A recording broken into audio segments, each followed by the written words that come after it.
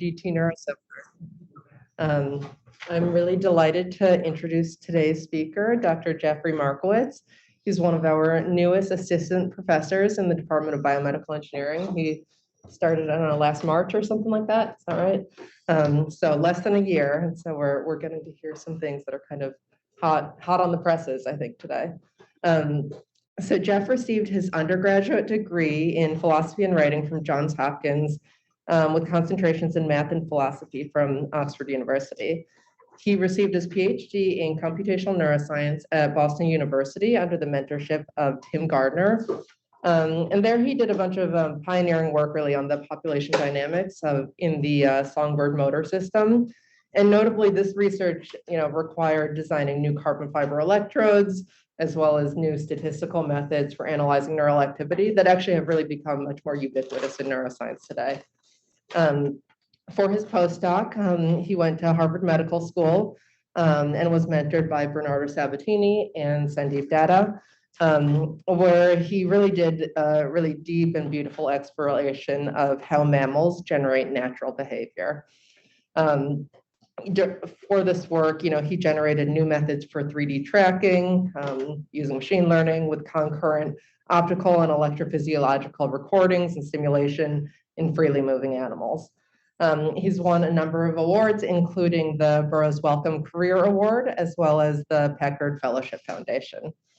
One thing that really is exciting to me about Jeff's work is that throughout his career, it really seems like he's demonstrated this questions-driven approach. And so he's kind of willing to try any technique, whether or not it's kind of brand new and he has to do a bunch of troubleshooting on it himself, or whether or not he has to invent something new himself. And this is something that I think, makes me really excited about having someone like Jeff as a colleague. I'm really excited for Jeff's talk today. I won't step on too much of what he's going to present, but I think you guys are going to really enjoy it. So welcome, Jeff. Can you all hear me? Okay, good. All right, so thank you for the invitation to take the, about 300 steps from Whitaker down here to EDB. I'm really excited. I think I'm presenting some of this data for the first time to the larger Georgia Tech community. The game plan today is I'm going to talk entirely about unpublished work. This was more work that was mostly completed while a postdoc with Bernardo Sabatini and Bob Datta. And to give you a sense for how I typically would prefer things to go, it doesn't have to go this way. I'm happy to be a well-oiled machine and kind of regurgitate stuff to you. But I think it would be better for all of us if we keep this as interactive as possible. So if you have any questions, whether it's clarification, technical, philosophical, I'm more than happy to indulge. And if there are questions online, I think I'm going to get flagged in the moment. Yes. Hi, I think that we don't see the screen share online, and I was wondering if you could redo that. You guys want to see the talk? All right, let's try this again. So that's fun. Okay, excellent. We're good? Okay, we're good. All right, so without further ado, why don't we just dive right in? Actually, before we dive in, does anybody have any idea what this thing is here on the title slide? Okay, you don't have to feel bad if you don't know what this is. This is also not very well known to me when I came across this. So this is actually a reinforcement learning machine that was built back in the early 60s by Donald Michie. And Donald Michie was actually a bit of a pioneer. So he developed deep neural networks back before that was even a phrase that people commonly knew.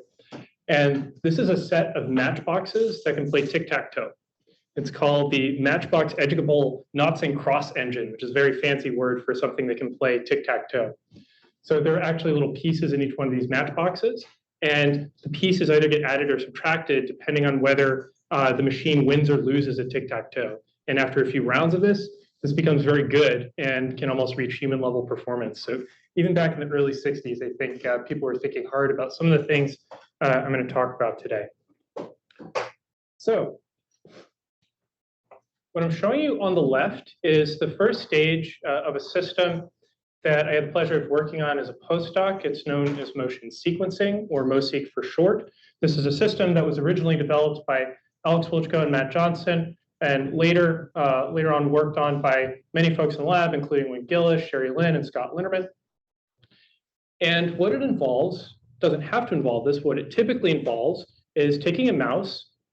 It's never seen an environment before, so it's just a mouse taken from its home cage and placed into a plastic bucket, which we will fancifully sometimes call an open field arena. And then the mouse is left to do whatever it wants to do in that open field. It just mills about. And the key here is that we film it from above using a 3D depth sensor, in this case, a Microsoft Kinect. But now there are many more sensors that you can use to do this sort of experiment. So for a couple $100, you can actually do some pretty interesting things, maybe with pets or children at home. And this video here is 3D depth video. So remember, we're filming this mouse with a 3D depth sensor. So what that means is every pixel is color-coded from by its height from the floor. So the cooler colors indicate pixels that are close to the floor, warmer colors indicate pixels that are higher up off the floor. I've pre-processed this data just a little bit. So the background's been subtracted, the mouse is not in a black hole. And I've taken the mouse and centered it and oriented it computationally, so it's always in the middle facing the same direction. So what that means is the only way a pixel can change in this video is if the mouse changes its posture in 3 dimensions. Now, the real secret sauce here is that we take this data and we send it to a probabilistic time series model that in a fully unsupervised way can identify everything that the mouse does in the open field. So every color in this scrolling visualization here indicates a different behavior performed by this mouse. These are things like runs, turn left, turn right, different phases of grooming, all the things you would expect a mouse to do if it has no task, no reward, no stimuli, no instruction. Now, I should say that this model has been specifically tuned to focus on sub-second behaviors. So these behaviors are on the order of 300 to 700 milliseconds. And in a standard experiment, it might identify something like 20 to 40 different behaviors. Now, the seed of what I'm about to tell you today came from looking at what many, many mice, so these could be mice of different ages, different sexes, whatever, and putting them in the open field. And we noticed something kind of strange. And I'm going to summarize that using what I'll call a state map or a state diagram. So what we noticed is that even though these mice are just being placed into an open field, left to do whatever they want to do, there's actually something in common in their behavior. And it has to do with the statistical structure of their behavior. So in this diagram, every circle indicates a different behavior identified by our system. And sometimes I'll refer to these behaviors as behavioral syllables with analogy to the songbird literature. Now, the size of these circles tell you how frequently those behaviors are used. And then the lines that connect any two behaviors tell you how frequently one behavior transitions into the next. So there's a lot going on here, but the one thing you might appreciate is that there's a bunch of stuff in the middle with lots of lines, and then there seem to be not so many lines out on the periphery. So what this means is that across the many, many mice that we've run through the system over the years, for some reason, these behaviors are more deterministic. So in other words, if any mouse is performing this behavior, in all likelihood, it's going to transition into this or this.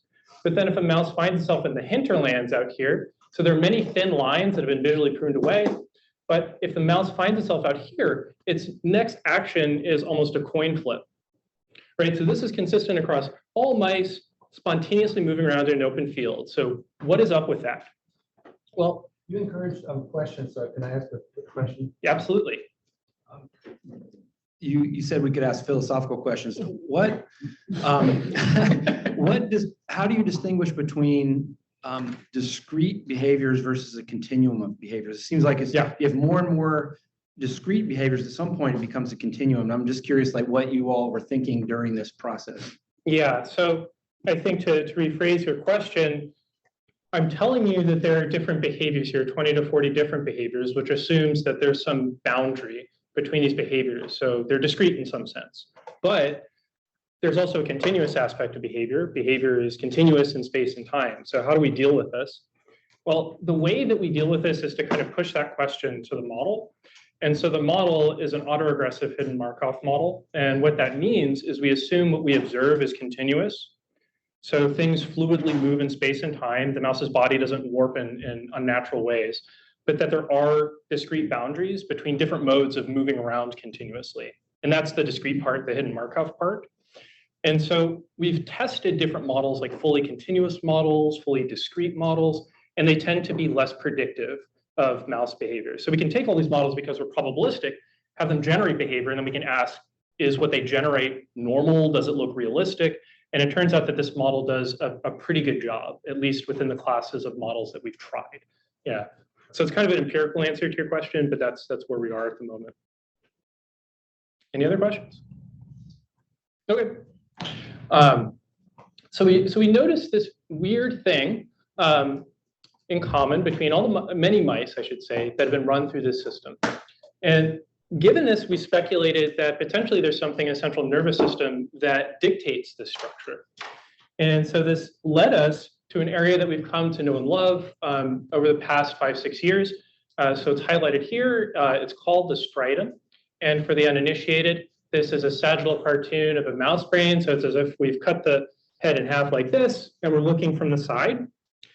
Now, the stratum is an interesting structure. So it sits at the interface between cortex. So it receives information from motor areas, sensory areas, somatosensory areas, and then it sends all that information along the rest, or sends it along the rest of these structures that are collectively known as the basal ganglia. Now, work that I've been involved in and work for many other groups has implicated the stratum both in the encoding of what behaviors animals perform moment to moment, and it's been demonstrated that this area is causally involved in the process of deciding what actions to perform moment to moment, a process sometimes referred to as action selection.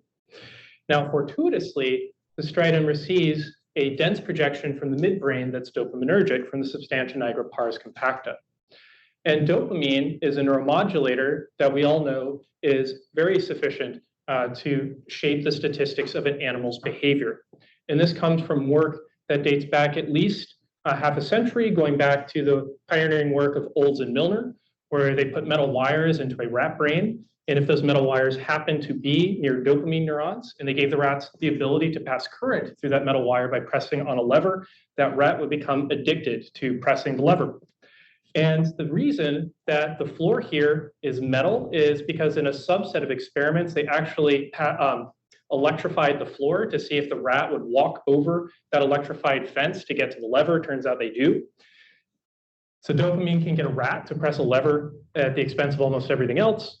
We can also optogenetically stimulate dopamine neurons. So zoom forward to the late 2000s here. And it was demonstrated that stimulation of dopamine neurons is sufficient to get a mouse to spend more of its time in one chamber versus another.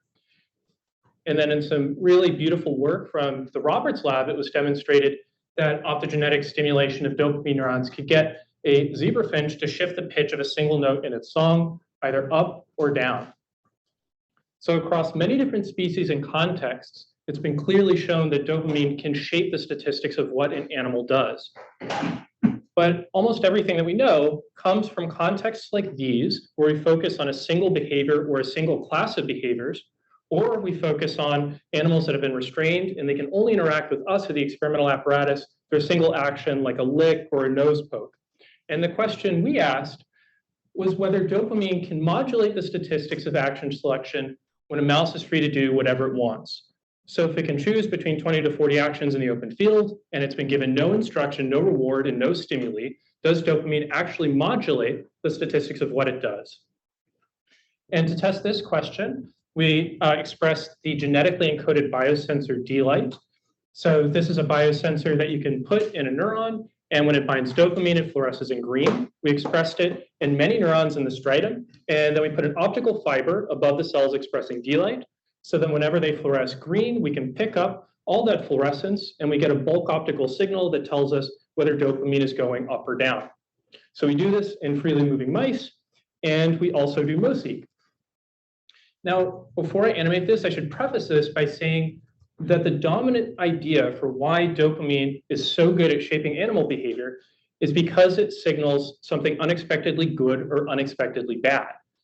So it's thought that dopamine neurons increase their firing rate when something really, really good happens and you weren't expecting it to happen. So you get some food reward, awesome, dopamine neurons go up. Or if something unexpectedly bad happens, I was expecting food and it didn't arrive, then dopamine neurons tend to be inhibited. So what would we expect if a mouse is just spontaneously moving around? We would expect dopamine to be really flat. Well, what we found was something pretty different, which is dopamine seems to be going pretty crazy when a mouse is just milling around, doing its thing in the open field. And in fact, this mouse has been in this environment, this plastic bucket with no features in it, about 6 or 7 times. So they've been heavily habituated to this environment. And dopamine is still fluctuating wildly. Now, when we observed this, we thought, okay, we're getting these fast and frequent fluctuations, but maybe these are just really small changes into absolute dopamine concentration. Maybe it's not really meaningful to the animal and we're just fooling ourselves a little bit.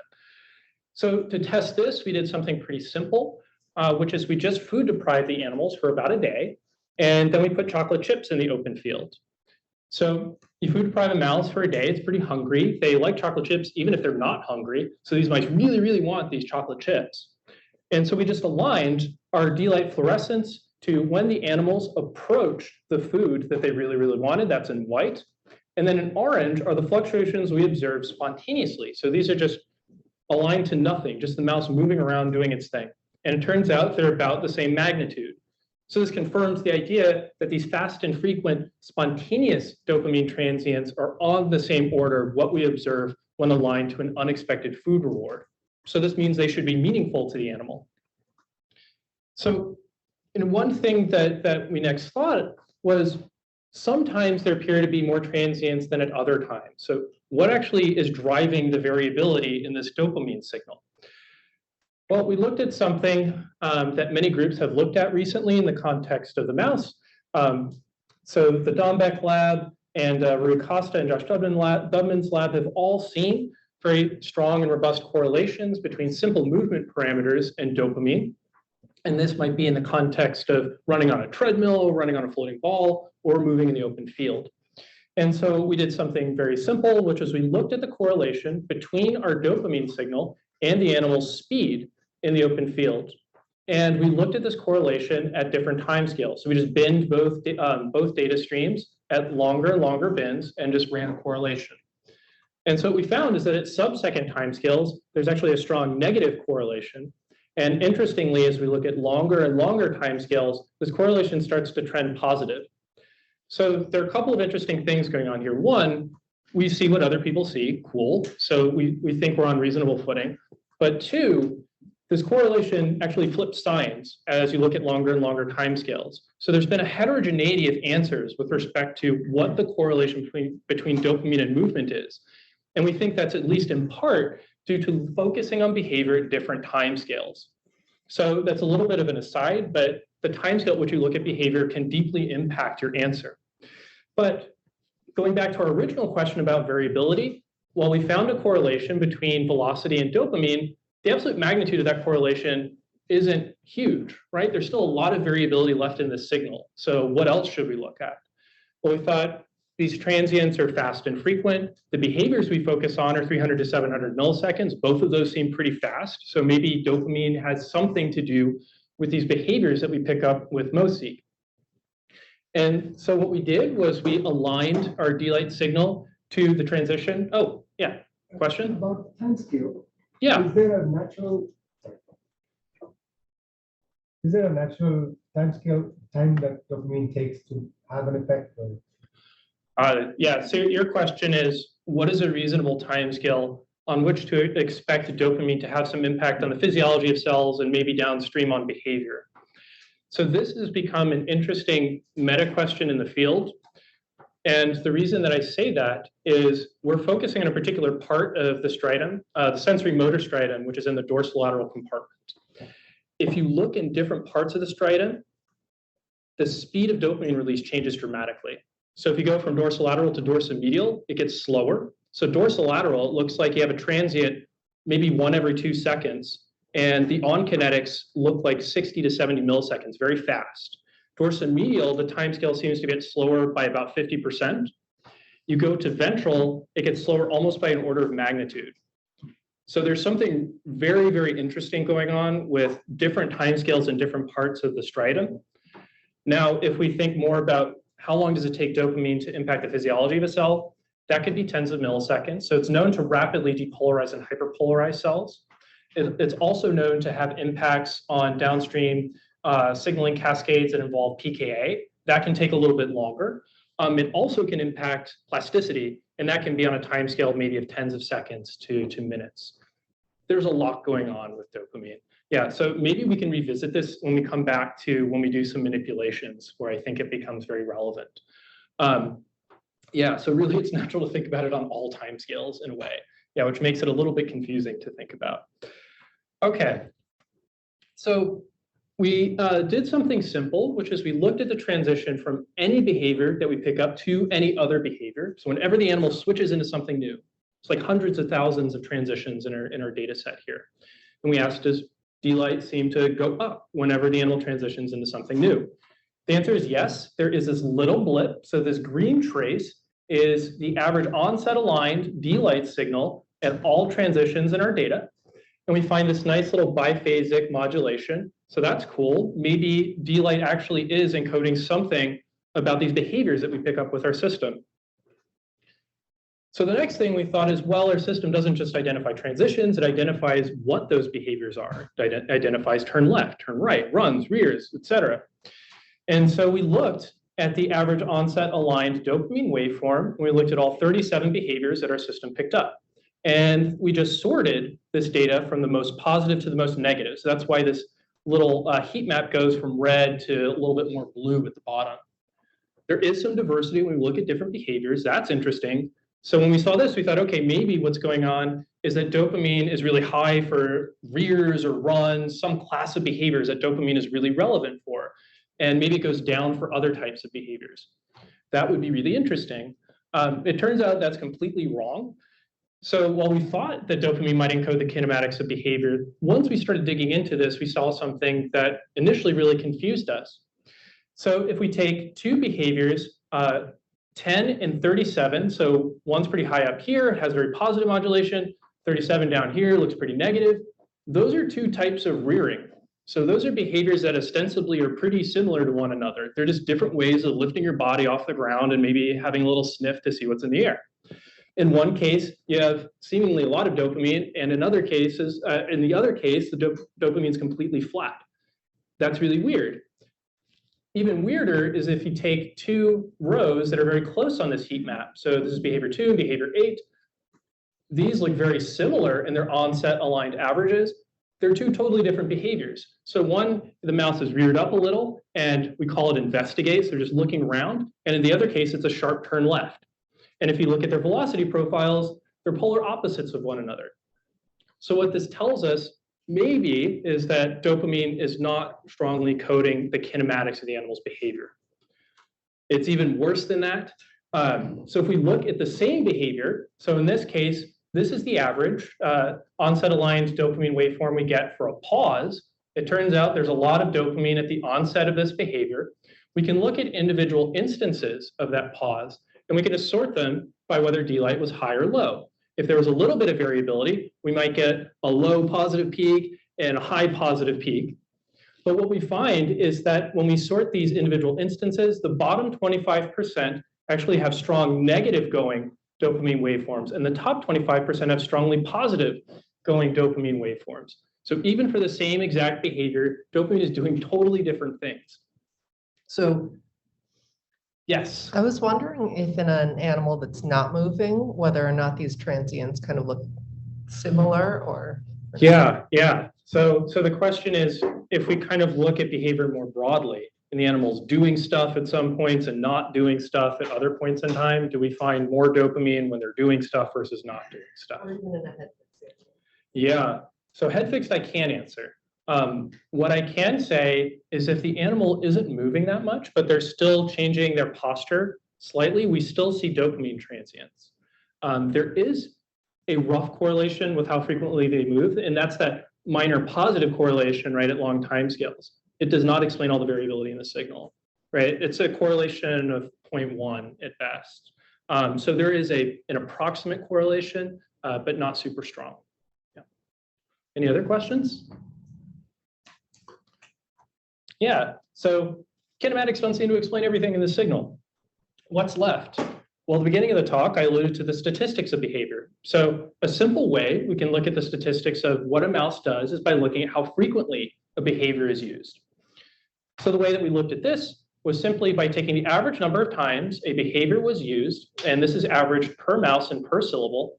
And then we plotted this against how much delight that was associated with that behavior around the onset of that syllable. So we find a robust and modest correlation between these two variables. So this tells us that there is some coding for how frequently a behavior is used on average over the course of a 30-minute session. What about within that 30-minute session? Is dopamine predicting what the animal does moment to moment? So we can crack this open a little bit. So in blue, I'm showing you the correlation between delight and how frequently a behavior is used for the same behavior over larger and larger bin sizes.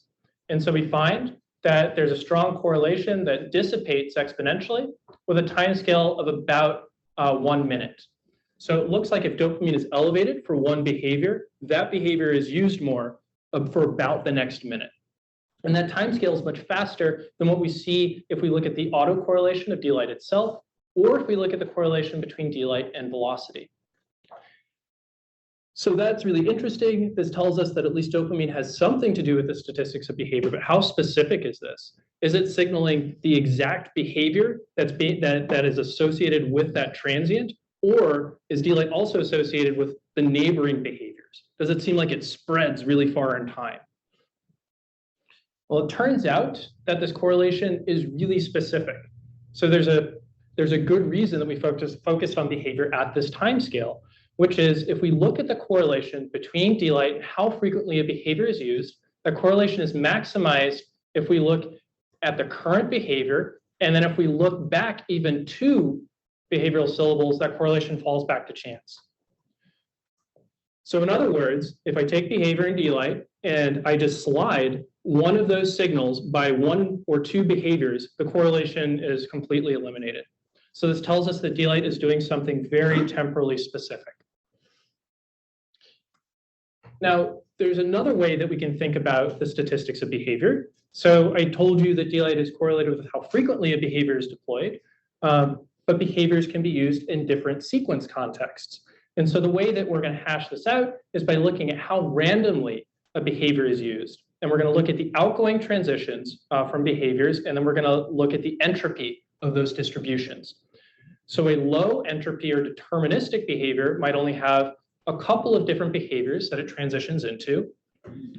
And then a high entropy behavior might have many downstream partners. So in other words, one is more like a coin flip, that's high entropy, and one is more deterministic, that's the low entropy behavior. So it turns out this is also strongly correlated with delight. So if we take the average outgoing transition entropy associated with a behavior, we find that this nicely maps on to the amount of delight that occurs during that same behavior. And again, we can look within a session, and we find that on a second-by-second basis, there is a nice mapping between delight levels and how randomly a behavior is used. But this correlation, unlike what we see with how frequently a behavior is used, this correlation decays very quickly. So the x-axis is very zoomed in relative to what I showed you before. Remember, I said if dopamine is elevated, that behavior is used more for about a minute. Here, it looks like if dopamine goes up, a behavior is more randomly used on the order of seconds. So this is a much faster effect than what we see with frequency. So what I've told you in this first part is that correlationally, dopamine appears to modulate the statistics of action selection when the mouse is free to do whatever it wants. But we want to do better than that. We want to be able to causally test this idea. And to do that, we need to go in and actually dial in dopamine levels during specific behaviors. We can't just observe what's going on. And so to do that, we needed to rebuild MoSeq from the ground up. So something that I didn't mention when I told you how great MoSeq is that it typically involves you taking a bunch of data and sending it to a compute cluster, and then 4 hours later, getting back your result. But if we want to deliver dopamine during a specific behavior, we need to do what takes 4 hours normally. We need to do this in about 200 milliseconds, right? Because these behaviors are 300 to 700 milliseconds long. So we need to know what the mouse is doing in the moment and then respond to it with some perturbation. And so I'm not going to belabor the technical details too much unless somebody wants to discuss them. In short, what we did was we replaced a lot of the offline image processing with, guess what, a deep neural network, in this case, a denoising autoencoder. So this takes raw noisy depth frames and spits out a nice clean depth image, and we subject that to the same processing steps that we use in our offline version of MOSI. So this involves linear dimensionality reduction, or PCA, and then applying a time series model. And as I mentioned in response to Garrett's question, it's an autoregressive hidden Markov model. And we've actually modified this slightly to be more tolerant to the type of noise you get with real-time tracking. As I mentioned, this system works much, much faster than what we used before. So now we have at least the computational ability to pick up what the mouse is doing and then deliver some sort of response to it. So now the way that we're going to manipulate dopamine during a specific behavior is optogenetically. And we're going to do that using transgenic expression of chanorodopsin. So this mouse is the result of crossing a DAT iris Cree mouse with an Allen Institute AI32 chanorodopsin reporter. So what this means is all dopamine neurons have chanorodopsin. In this case, we can see the neurons that are expressing chanorodopsin because it's fused to EYFP. So cool, we have transgenic expression of chanorodopsin. Now, the way that we're going to stimulate these neurons is by parking an optical fiber bilaterally over the axons that originate from the SNC and terminate in the dorsolateral stratum. So this is going to trigger dopamine release specifically in the area that we were recording from in the first part of the talk. Now, importantly, we calibrated this excitation to mimic what we see spontaneously. So we're not driving the system into some aberrant non-physiological mode. We're delivering the same amount of dopamine that this brain area would see during natural spontaneous dopamine fluctuations. So what I'm showing you in blue are the opto-evoked dopamine transients that we get with our setup. And in green, these are the transients that we see spontaneously. Okay, so we dial things in to mimic naturally the amount of dopamine release that we see during a spontaneous transient. In terms of the actual experiment that was done here, every mouse underwent a 3-week experimental protocol. So we did 2 30-minute sessions every day.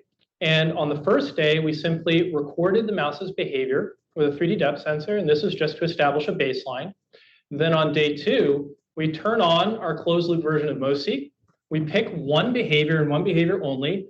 And the mice get a little blue laser pulse during that one behavior. In this case, it's a little rear up and investigate. So they get pulses during that same behavior, both morning and evening. Then on the next day, we turn everything off to establish a new baseline. Then we pick a new behavior. In this case, a walk forward. Then we record a new baseline, and we rinse and repeat over the course of 3 weeks. So every mouse that enters this experiment gets closed loop optogenetic stimulation during the same 6 behaviors. We permute the order a little bit, animal to animal, so we don't get any ordering effects. So I told you that endogenous dopamine predicts when an animal uses something more. So what happens if we deliver more dopamine during a specific behavior? What we get is a rapid steering of behavior towards the targeted behavior. So this is the cumulative number of times that a mouse performs the targeted behavior over baseline. And this is plotted against time in minutes. Now, what's really cool is that you can separate our optogenetic mice from controls within about a minute or 2. So this learning is very rapid and very specific. So we don't see learning spilling over to other kinematically similar behaviors. We don't see it spilling over to other behaviors nearby in time. It's that one sub-second behavior that we picked, and the mice do it more, and they do it more within minutes. Now, what about movement? Remember, I told you that dopamine is correlated with speed in the open field, and this has been a little bit of a controversy in the field. We find that with our calibrated optogenetic stimulation, we get no signatures of induced movement. So even though elevated endogenous dopamine is correlated with speed, if we deliver physiological levels of dopamine, we do not induce movement. And we're quantifying that by looking at velocity, acceleration, angular velocity, and height. We've also looked more deeply and just taken all the data during stimulation and asked, can we quantify this? Can we classify that these trials are different from the controls? And they're not. So we can't find any signatures of movement with our calibrated stimulation. But if we crank things up quite a bit, we can get the same effects that other people have seen. So if you stimulate for a little bit longer, you can get a nice run forward. So we can take the same light level and just extend it out for a few seconds. So we deliver more dopamine and the mice start running more. So non-physiologically elevated dopamine can induce movement. What about sequence randomness? Remember, I told you that sequence randomness is correlated with endogenous dopamine fluctuations. We do find an effect here. So this is back at our physiological optogenetic stimulation level. We find that for the next couple of transitions after stimulation, there's an elevated amount of randomness in the mouse's transitions. So from the closed loop experiments, we've been able to recapitulate the effects on how frequently a behavior is used and how random the animal's behavior is. So now I'm going to talk a little bit about actually trying to link together the first and second parts of this talk. So I told you that endogenous dopamine seems to be correlated with changes in the animal statistics. We can go in and recapitulate them in closed loop. So that's the causal test of this idea. And next, we want to determine whether endogenous dopamine sensitivity can predict exogenous dopamine sensitivity. And I'll get a little bit more specific in a second. Question? Yes. So in this experiment, if you were to now stop delivering dopamine, do you still see higher statistics of the specific actions that? Yeah, that's a great question. So you're asking, hey, we have a baseline the day after stimulation. Once we turn the laser off, are the mice still doing that targeted behavior more? The answer is yes, and it persists for about 12 to 24 hours, and there's just a little bit of residue left. And that completely goes away by the second day after stimulation. So we did separate experiments where we stimulated and then just recorded their behavior after stopping for multiple days. And we find that day 2 after stimulation, it's all gone. So it looks like we can rapidly modulate behavior. The day after, there's still some learning left. Day 2, it's all gone. So it's very fast. Yes, another question? I was wondering whether or not there's certain behaviors that it's difficult to reinforce and certain behaviors it's easier to. If only I included that slide. So the answer is yes. So your question is, do we see signatures of differential reinforceability from behavior to behavior? The answer is yes, and the answer is also partially explained by how much endogenous dopamine is associated with that behavior. So you can actually predict which behaviors are easier to reinforce by the endogenous dopamine levels associated with that behavior. I'm going to tell you about mouse-to-mouse variability, not syllable-to-syllable variability, which is also an awesome question. Yeah, so interestingly, it doesn't map on to a specific class of behavior. It's not like the grooms were more easily reinforced. It just happened to be the behaviors with more dopamine associated with them on average, which is pretty interesting. Any variation in how prevalent a behavior was before you started manipulating dopamine and how easy it was to modify its behavior with the added dopamine? Yeah, so to repeat your question for the folks online, you're asking if a behavior was used more before we started stimulation, is that behavior easier or harder to reinforce? So it gets tricky because all of these things are correlated, where more usage is correlated with more dopamine at baseline, which is correlated with something being easier to reinforce. But we do find that behaviors that are used infrequently and frequently, if they have more dopamine associated with them at baseline, they're easier to reinforce. Now, the other part that's a little bit a bit more technical, if a behavior is used more, it's going to get more stimulations during the stimulation session. So behavior that's used 200 times in 30 minutes, you're going to get more stims. And a behavior that's used 30 times is going to get many fewer stimulations. And that's a difficult thing to control for. So I don't have a perfect answer for that part of the question. Okay, here's the question I really want to ask. You talked about, in your behavioral graph, you talked about the entropy from a state, right? So from a state, what's the distribution of states it goes into? You could also look at almost the reverse of that, which is from a state, what's the entropy of states that lead to it? So some behaviors I would expect are only entered into from a small number of other behaviors. And then some behaviors are entered into from a wide range of other behaviors. It's easier in some sense to get into that behavior because you can get there from many different states. Here's what I'd really like to know. Is it easier to induce uptick in a behavior with extra dopamine if the incoming entropy into a state is higher than another state? So essentially, if it's easier in some sense to transition to a state, I'm thinking about like the motor learning papers from like you and Batista, right? Things that are already within like a subspace that's easy to move in or easy to learn to and to manipulate to. I'm trying to ask if there's like a behavioral correlate to something like that. Yeah. So you're asking if a behavior is in a sense more modular, is it more easily reinforced? Whether we're looking at incoming transitions or outgoing transitions. So the answer is yes. We focused on outbound. They turned out to be more predictive. Inbound is also predictive. The complication technically is that inbound is correlated with outbound. So it's a hard thing to untangle unless you have lots and lots of data and you're really careful. But our sense of it is that modularity is predictive of how easy it is to reinforce a behavior. If it's easier to slot something into any position, it's just easier to upregulate it. And I think our data supports that idea. Maybe Yes. You can see everyone's really interested in this part of the talk. You may have said this, but have you done the opposite experiment where you inhibit and can you suppress certain behaviors in that way? Yeah. So you're asking if we turn the sign to negative, what do we see? So we did that, and you can. Yeah. So you can. So here's I always end every question with here's the complication. So the complication is inhibiting terminals. As everybody knows, optogenetically inhibiting terminals bedevils optogenetic experiments. There's a lot of complications for a variety of reasons. So we tried lots of different opsins. It turned out halo-rhodopsin worked really well in axon terminals. We did get suppression of the usage of behavior. We didn't collect enough animals to look at sequence randomness, so I don't have an answer about that. We did also do the experiment in cell bodies with ACR2, got the same result where you can suppress actions. Yeah, we ended up so the paper is provisionally accepted. It's not going to be in the paper, but we do have that data, and it does look like things go down if you suppress. It's also complicated because you can't suck it out with a vacuum. It's kind of easier to pump a chemical into the extracellular space than it is to get it out. You can stop the cells from firing, but that doesn't suck it out as quickly as it goes in. So that's the other part that makes it a little different, apples and oranges. Yeah. Any other questions? Anything online?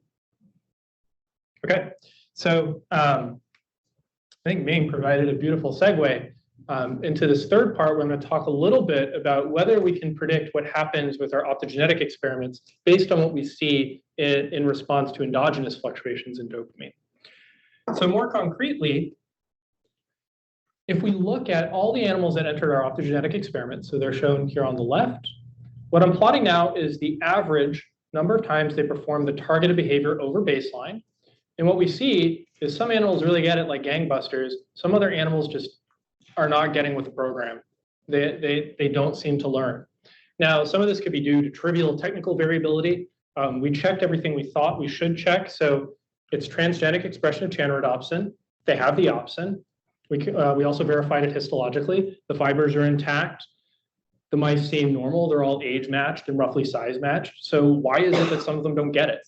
Well, this is a generic kind of property in behavioral neuroscience, especially with mice, where it seems like some get the behavior and some don't. And when we saw this, we speculated that potentially there is some latent variable that we weren't carefully considering, which is maybe some mice are more sensitive to dopamine than others. You could easily think this might maps onto something like dopamine receptor density, or you could cook up a lot of stories for why this would be the case. And so you might imagine that for some mice, the same amount of dopamine release leads to huge changes in syllable counts and entropy, while in other mice, the same amount of dopamine release leads to very muted changes. So maybe there is some mouse-to-mouse variability in sensitivity. So to do this, we had to do a slightly more elaborate experiment. So we can't just stimulate and we can't just record. We need to do both at the same time. So in order to do this, we took our dad iris cream mice and injected a flexed red-shifted excitatory opsin, in this case crimson R. We injected this into the substantia nigra pars compacta. We also injected our trusty green D-light into the dorsolateral stratum, and we parked an optical fiber above the axon terminals from these cells and the cell bodies that are expressing this virus. So what that means is we can deliver red light, get some stimulation, we can deliver blue light, and we can get some nice green fluorescence. So we have two spectrally separated tools that allow us to do dopamine stimulation and dopamine recording. Okay, so what's the answer? Well, first we needed to make sure that what we were doing made sense. So if there is some latent variable like dopamine sensitivity, what this means is that the correlation between endogenous dopamine fluctuations and usage and endogenous dopamine fluctuations and entropy should be very correlated from animal to animal, right? If one mouse is more sensitive in terms of its usage, it should be more sensitive in terms of its sequence randomness if they come from the same place. So we do find a nice correlation from animal to animal. So now the million-dollar question is whether one of these variables actually explains optogenetic reinforcement. So the answer to that is yes. It turns out that if a mouse is more sensitive at baseline, so no stimulation here, we're just asking, does endogenous dopamine correlate with changes in usage? If it's higher for a given mouse, that mouse more easily learns in our optogenetic experiment. So we do find that there is a latent factor that explains why some mice learn and why some don't. We have no idea if this is a general mechanism, but this is something that the data lab is actively pursuing. So lastly, I want to touch a little bit on what we think is going on. So I told you a bunch of interesting things, but what is our actual theory about how dopamine maps on to the mouse's behavior? So in words, we think that what the mice are doing is consistent with the reinforcement learning model, no surprise. This is a standard reinforcement learning diagram, but instead of having an RL agent, in this case a mouse, interacting with the environment, we have the mouse interacting with its own internal dopamine levels. So what we think is really happening is mice are chasing their own internal dopamine. If a behavior happens to catch a dopamine wave, the mice reconfigure what they do in order to perform that behavior more and more. So we have this nice closed loop diagram between the mouse and its own internal dopamine. And for an RL model, what you need are states, actions, and rewards. And so here what we assume is that the state or the context of the agent is the behavior the animal is currently engaged in.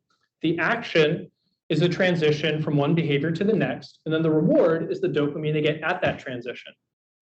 This all seems pretty natural, right? The basal ganglia gets information about what the mouse is doing, gets lots of projections from motor and somatosensory areas. The mouse clearly has a sense of what action they're performing. Basal ganglia gets efference copies. It's also involved in the partial control of behavior. And the circuit receives a very dense dopamine projection. So it seems like all the information is there in the circuit to do this sort of thing. So we're going to formally test this by doing some very simple simulations. So what we're going to do is we're going to initialize a reinforcement learning agent in silico. We're going to assume that every state can go to every action with equal probability. We're going to feed in experimentally recorded dopamine, and we're just going to run a reinforcement learning model using the data that we recorded. And what we're going to ask is, does the model recapitulate the behaviors that we see in the open field? To make this more specific, this is the transition diagram that we observe in all of our mice. So we find that some behaviors have a predilection to transition to certain other behaviors for one reason or another. And so now we're just going to run our model to see what behaviors are likely to transition into others for the model, just feeding it dopamine that we record. So first, we tried a very simple model. This is reward only. So we just assume optimized dopamine at the expense of everything else. And what we get is kind of a rough match. If you squint your eyes, maybe it's believable. It is statistically significant for what that's worth. We do find some match with our experimental data. But then remember that dopamine also impacts how random the mouse's behavior is. So we can put that into the model, and now we get a much better match with what the mice actually do. So if we assume the mice are both optimizing their own dopamine, and we assume that the randomness of their behavior is under the control of dopamine, we get a very nice match between what the model believes in terms of transitions from one state into another and what the mouse actually does. So to our minds, this confirms, at least partially, the idea that what the mice do in the open field is consistent with RL learning, which if you think about it, if you told me that putting a mouse in an open field has some sort of structure that follows a reinforcement learning model driven by dopamine, that sounds pretty weird. These mice are just randomly moving around. They can do whatever they want. They haven't been instructed to do anything, but their behavior is still consistent with this reward-based learning framework, which I think is super interesting. So to sum up, I told you that endogenous dopamine in the absence of a task or an explicit goal reinforces spontaneous behavior. So here, showing you that we've done this through dopamine recordings. We've also shown this to you causally through closed-loop optogenetic stimulation. We're showing you that endogenous dopamine structures action selection over a short time scale. Dopamine seems to scale very nicely with the randomness of the mouse's behavior. And I've also told you that the effect of endogenous dopamine on behavior is consistent with an RL framework and appears to explain variation in opto-DA reinforcement. So a question that we're actively thinking about is now where the rubber meets the road. So dopamine is getting released to a bunch of cells and it's impacting their physiology, and those cells also control what the mouse does. So what do we think is actually happening in these cells? So now we're really interested in focusing on this locus where dopamine interfaces with neurons that control movement. So we're really interested in pursuing what's going on there. Yes, question. Yeah, so this is a question from Lena Ting. So the question is, what are the implications of your work for oral levodopa treatment in humans? Are there some behaviors that would be more sensitive to elevated baselines of dopamine, making them more prevalent? Would this explain not pronounces the kinesias and riskier behaviors with DA treatment in PD? Oh, that's a great question. So do we have some predictions for L-DOPA treatment in humans based on what we've observed? And do we think there might be some differential effects from animal to animal and from behavior to behavior? Certainly my naive prediction would be yes. It's certainly going to be a different way of manipulating dopamine, since L-DOPA dopamine elevations are going to be much longer lived than our optogenetic stimulation. So it's going to be a different type of dopamine perturbation, but I think we would strongly predict that behavior is differentially impacted from behavior to behavior and person to person. What we should do about it is a much harder question. There's another question from Dieter Jäger. The question is every mouse showing a completely different sequence of behaviors and dopamine reinforces a random walk, or is there an innate transition matrix? And how would this be explained by your result? Yeah, thanks for the question. So the question is whether is behavior purely a random walk? Can everything go to everything, or does it look like there's some innate core? So it's a little bit of both. So we do think that there is an innate core to behavior. Part of it is driven by biomechanics, which is something we're getting more and more into. Some behaviors are going to be biomechanically favored in terms of what they can come from and what they can go into. This is super obvious. A rear down is going to follow a rear up, for example.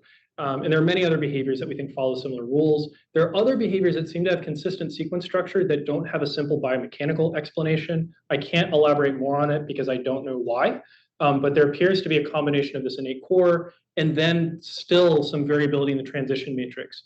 So using the transition matrix alone, you can make reasonable predictions about like mouse identity, which is kind of interesting. Yeah, so wishy-washy, a little bit of both, but thank you. Yes.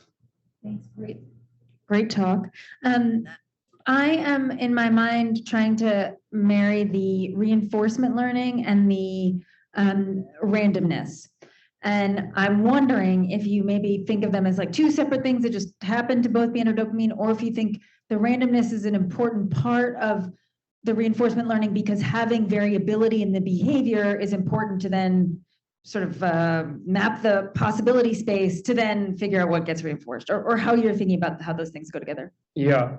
So I think your question gets at, we have these two pieces in our RL model. How do we think this really maps on to what we see? I'm going to go to a bonus slide to cheat a little bit to partially answer your question. So we think this variability actually does some good in terms of reinforcement learning. Now, to get more specific, in an RL model, you have a transition matrix and you have a policy. And the policy tells you how do you act on the transition matrix that you're given. And we think that dopamine is actually setting the randomness in that policy. If you put those two things together, you actually get a kind of interesting RL model. And so the slide's a little bit complicated, but I'm just going to try and give you the punchline, which is, so we put this model that has these two pieces, chase dopamine and have randomness scale with the amount of reward you receive. So first we put it through a perseveration test. And so what we find is that if a model, let's say we have to set its variability to low, like if it doesn't have the ability to scale its randomness, if we give it a large reward, it perseverates, right? So that's why these two, it's darting back and forth between these two things. And then in the high variability case, sure, it doesn't perseverate, but then if we give it a sparse reward environment, it doesn't learn to exploit that reward, right? So you have to pick one or the other. It's hard to really calibrate these things to find the exact right amount of randomness to use. But then in the full model, we can actually set the baseline variability to low, and then if you get a big reward, you crank it up. That prevents you from perseverating in the top plot, but then you're still able to get rewards in a sparse reward environment. So we actually think there's a reason you would want to do this. You don't have to preset how random your behavior is. There are other ways you could do this, but this is our simple idea of why this would be computationally useful. And it does map onto what the mice seem to be doing. Yeah. I think that's really interesting. And I think overall variability is an important part of learning that is sometimes neglected. Absolutely. Yeah. And I think, plenty of folks have shown in the context of motor learning that variability does seem to predict how well you can learn to reach a goal in the presence of perturbations, right? So this is work that Marie Smith and Ben Solzhenitsky had done some years ago in humans. And we think we see some signatures of that in mice. And people have also seen this idea in songbirds.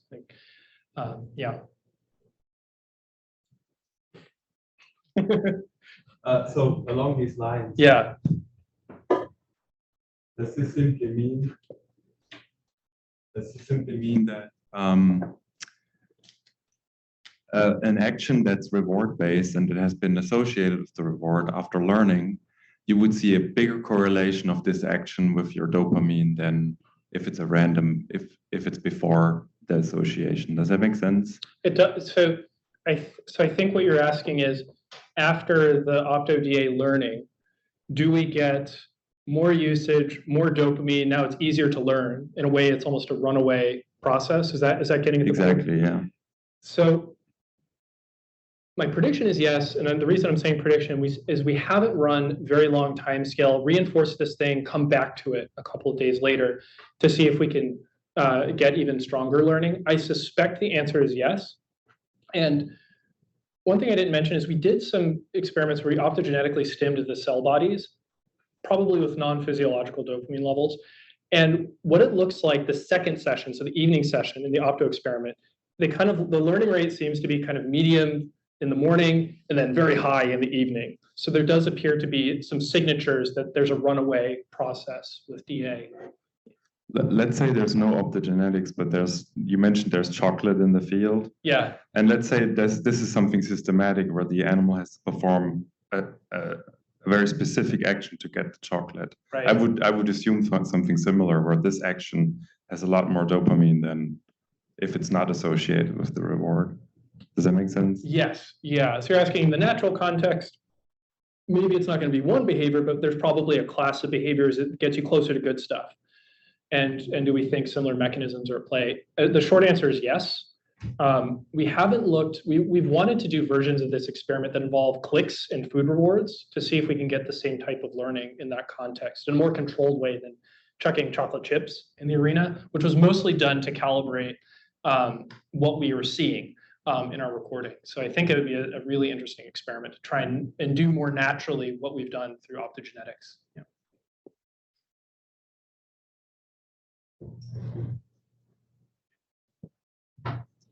Hey, Jeff, I had a quick question. So you talked a lot about these dopamine transients, like the phasic dopamine. And I was curious whether or not you think that there's a role for like a tonic dopamine, kind of like, what Lena was asking about levodopa treatment, like what kind of like elevating tonic dopamine may do. Yeah. So you're asking about really, DC shifts, more DC shifts in dopamine, the things you might expect from an L-DOPA treatment. What do we think is going on there? So there are a couple of answers, one of which is tonic. In some sense, maybe tonic is a moving average of phasic release, in which case we can see some signatures of what's going on with tonic. The second part of the answer is it's really freaking hard to measure tonic dopamine with current methods. You either have microdialysis, which has a time scale of minutes at best, or you're left with these single fluorescent protein tools where it's really hard to even know what your baseline is. So I don't think we know. We know from, I think, drug treatments in humans, and there's a huge literature there. And I don't think we either have effective ways of titrating tonic dopamine in mice other than these pharmacological means, and we don't have really good methods to measure them. So this, I think, is just an outstanding problem in the field. I think people have tried to take stabs at tonic, but it's a really hard thing to do carefully, in my opinion, at least with these methods. Yeah. So for sure, it should be involved. It's going to determine like receptor occupancy and all these things that we think are impacting behavior, but it's just hard to both measure and test right now. Yeah. All right. So this is a question from Bilal Haider. The question is, does mouse-to-mouse efficacy of endogenous DA in reinforcement also predict better learners for tests?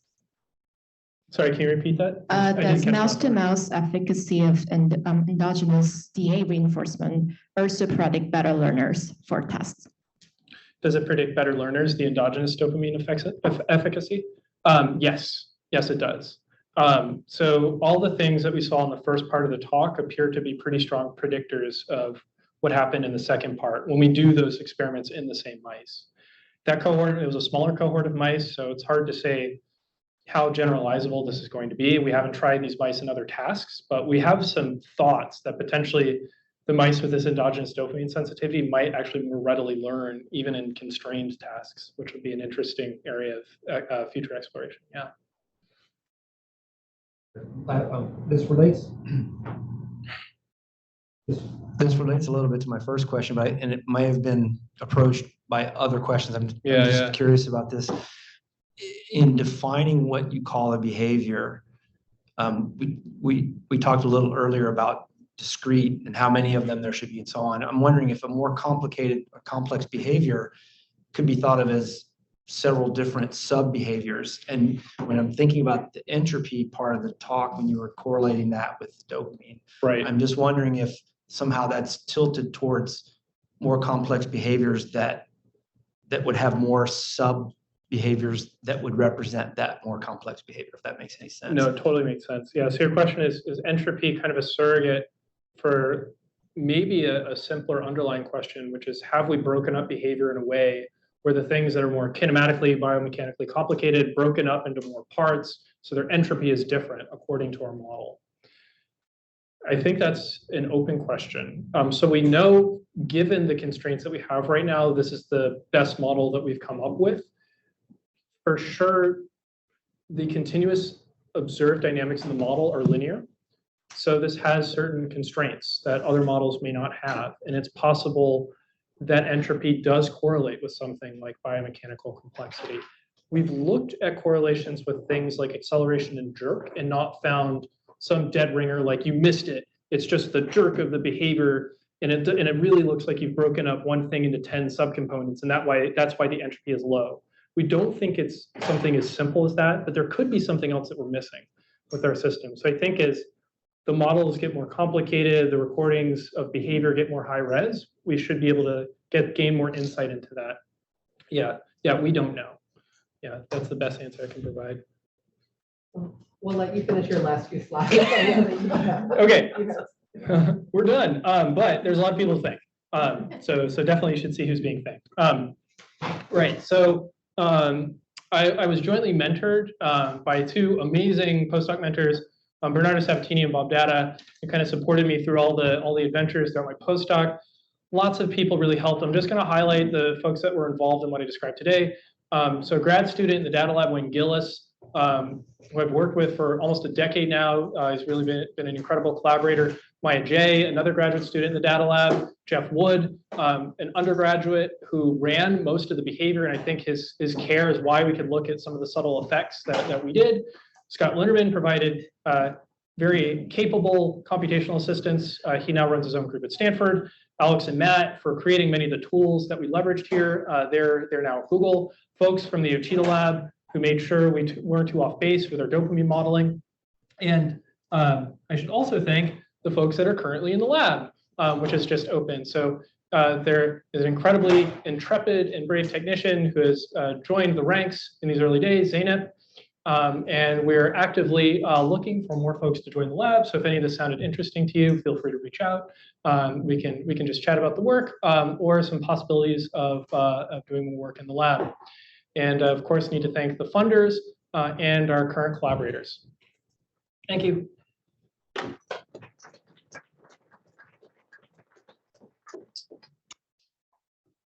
All right, and if anyone has more questions for Jeff, you can just go up at